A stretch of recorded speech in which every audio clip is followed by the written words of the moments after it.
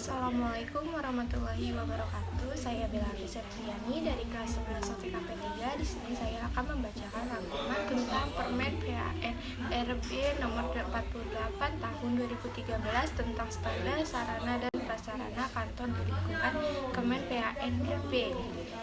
Bab 1, yaitu ketentuan umum. Pasal 1.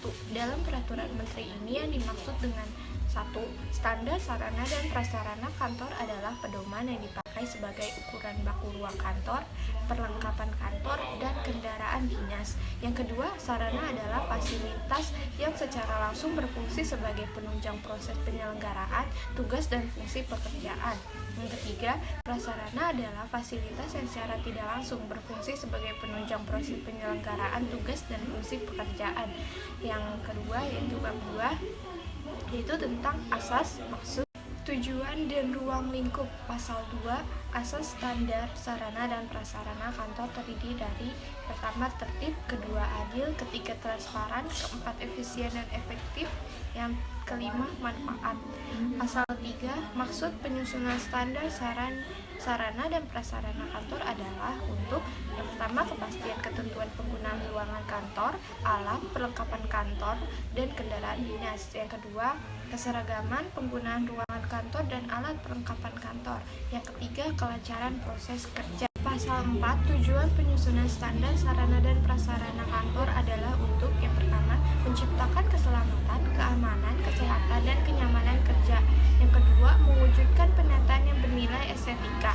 Yang ketiga, menciptakan keleluasaan bergerak secara sehat dan teratur. Pasal 5, ruang lingkup peraturan menteri ini meliputi pengaturan mengenai ukuran, jumlah, bahan, kapasitas, jenis, dan model atau tipe sarana dan prasarana kantor Kementerian Pendayagunaan Aparatur Negara dan Reformasi Birokrasi. Yang ketiga, yaitu bab 3 tentang standar sarana dan prasarana. Pasal 6, standar sarana dan prasarana kantor terdiri atas: yang pertama, ruang kantor; yang kedua, ruang penunjang; yang ketiga, perlengkapan ruang kantor; keempat, perlengkapan ruang penunjang; yang terakhir, kelima, kendaraan dinas. Pasal 7, yang pertama, ruang kantor sebagaimana dimaksud dalam pasal 6 huruf A, yaitu ruang kerja, ruang tamu, dan ruang rapat. Yang kedua, ruang kerja sebagaimana dimaksud dalam pasal 7 ayat 1 ruang A, yaitu ada menteri, wakil menteri, pejabat eselon 1, 2, 3, 4, dan pejabat fungsional. Yang ketiga, standar ukuran dan perlengkapan ruang kantor sebagaimana dimaksud pada ayat 1 tercantum pada lampiran 1 peraturan menteri ini. Pasal 8, ruang penunjang sebagaimana dimaksud dalam pasal 6 huruf B, yaitu ruang ibadah, lobi, ruang pusat data, dan ruang CCTV. Yang kedua, standar perlengkapan ruang penunjang sebagaimana dimaksud pada ayat 1 tercantum pada lampiran 2 peraturan menteri ini. Pasal 9, 1. Untuk kelancaran pelaksanaan tugas bagi pejabat dan pegawai di lingkungan Kementerian Pendayagunaan Aparatur Negara dan Reformasi Birokrasi disediakan kendaraan dinas.